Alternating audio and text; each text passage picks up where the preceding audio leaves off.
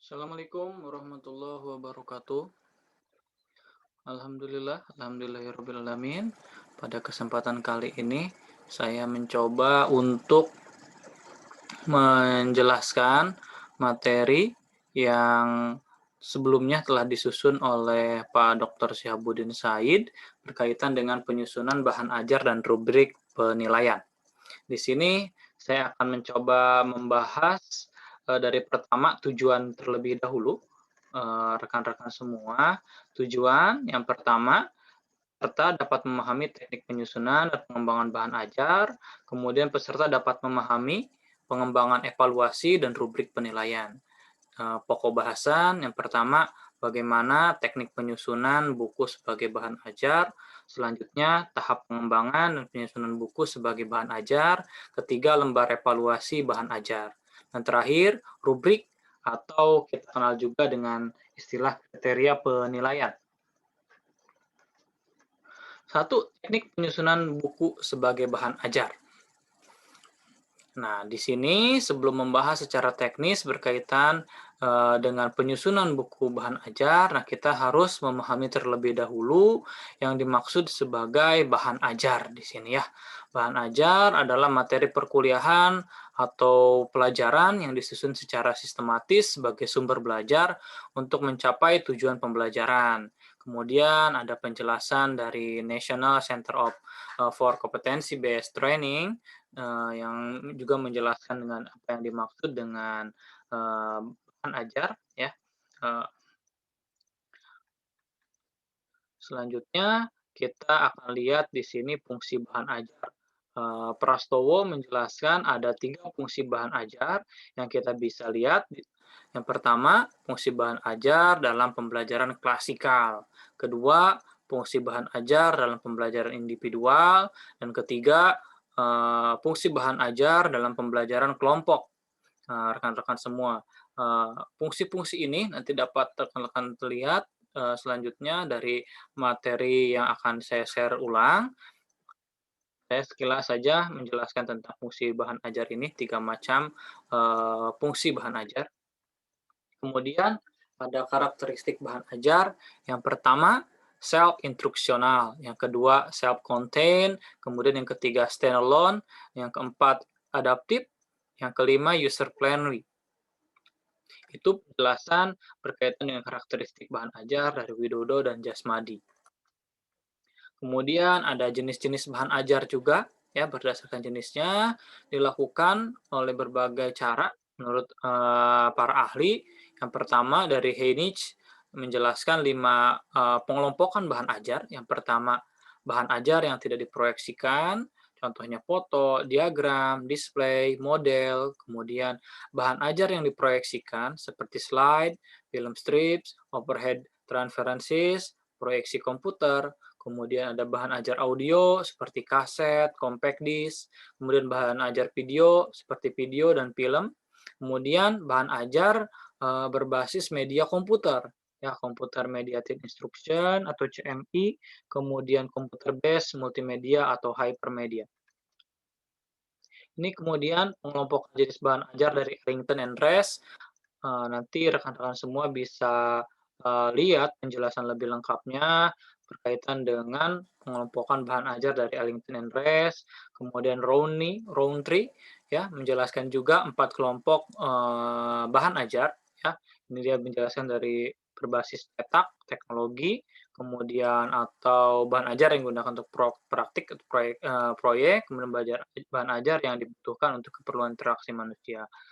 Nah, itu beberapa pengelompokan bahan ajar berdasarkan pendapat para ahli. Namun, di sini dapat disimpulkan 2 kelompok bahan ajar. Yang pertama, itu jenis bahan ajar cetak. Itu contohnya buku, modul, handout, dan lembar kerja. Kemudian, bahan ajar non-cetak. Ya. Bahan ajar yang dikembangkan dari barang sederhana, bahan ajar diam, dan display video, audio, atau overhead transparencies atau OHT. Ini yang pertama yang coba kita akan bahas itu buku sebagai bahan ajar. Nah, di sini buku adalah atau merupakan berisi ilmu pengetahuan hasil analisis terhadap kurikulum dalam bentuk tertulis ya. Buku disusun dengan menggunakan bahasa sederhana, menarik, dilengkapi gambar, kemudian keterangan isi buku dan daftar pustaka.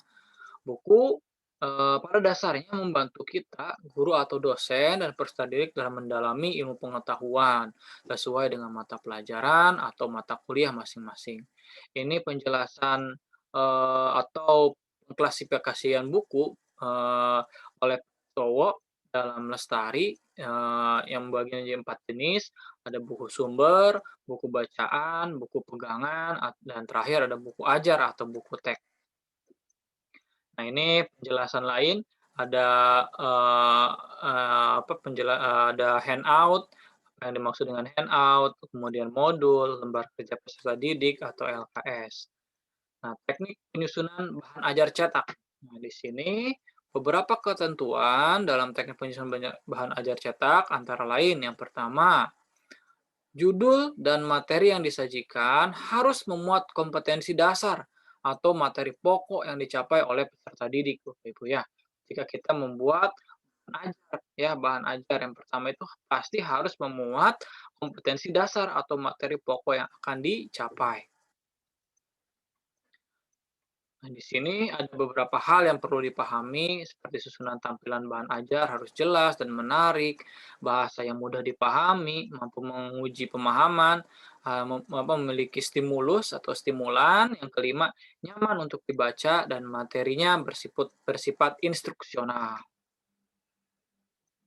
Nah, pengembangan bahan ajar perlu dilakukan untuk membangun situasi pembelajaran yang dinamis, ya, serta tercapainya tujuan pembelajaran.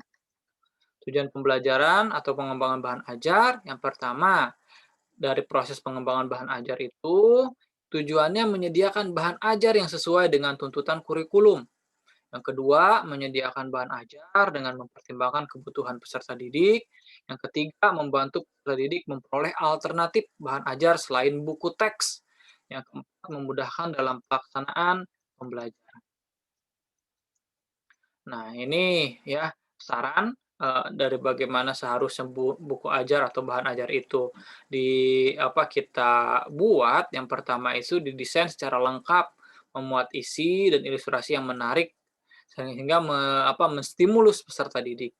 Bahan ajar dapat berperan sebagai bahan belajar mandiri bagi peserta didik. Kemudian bahan ajar harus dilengkapi dengan tujuan pembelajaran atau kompetensi yang ingin dicapai. Nah, prinsip pengembangan bahan ajar. Yang pertama, harus mempunyai prinsip yang relevan ya atau mempunyai kesesuaian. Kemudian konsisten, kemudian ada adekuasi, kecukupan. Cukup dalam membantu mahasiswa menguasai capaian pembelajaran. Kemudian bahan ajar tidak boleh terlalu sedikit dan tidak boleh juga terlalu banyak. Langkah pemilihan, ya pertama kita harus mengidentifikasi capaian pembelajaran, mencari ajuan atau rujukan pemilihan bahan ajar. Selanjutnya, cakupan isi bahan ajar harus pertama mencakup pengetahuan, ya, keterampilan, kemudian ada nilai atau sikap yang ingin dicapai. Ruang lingkup, ya, ada keluasan, wide menggambarkan beberapa banyak materi atau isi yang dimasukkan, terus harus atau dalam ya dalam pembahasan konsep-konsep pelajaran yang ingin dikuasai oleh mahasiswa. Urutan bahan ajar yang pertama harus menggunakan pendekatan prosedural, pendekatan hierarkis ya. Kemudian teknik penyusunan bahan ajar ya. Buku ajar itu pertama harus memiliki karakteristik sumber materi ajar ya, referensi baku, mata kuliah, disusun secara sistematis dan sederhana. Kemudian terakhir ada petunjuk pembelajaran. Nah, buku ajar ya, isinya di sini yang pertama harus mencerminkan keamanan nasional ya, tidak bertentangan dengan peraturan perundangan yang berlaku. Kemudian isi buku ajar juga harus diperhatikan ya.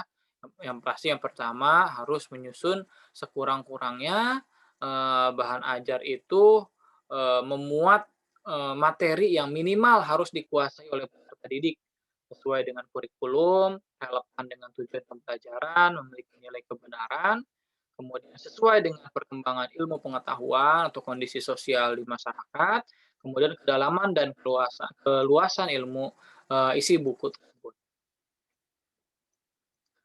Penyajian yang pertama urutannya dari sederhana ke kompleks, dari mudah ke sukar, saling memperkuat dari satu bagian ke bagian yang lain, menarik minat dan perhatian peserta didik, menantang dan merangsang peserta didik untuk mempelajari buku, dan yang terakhir harus terorganisir dan sistemik ya dalam memicu capaian pembelajaran.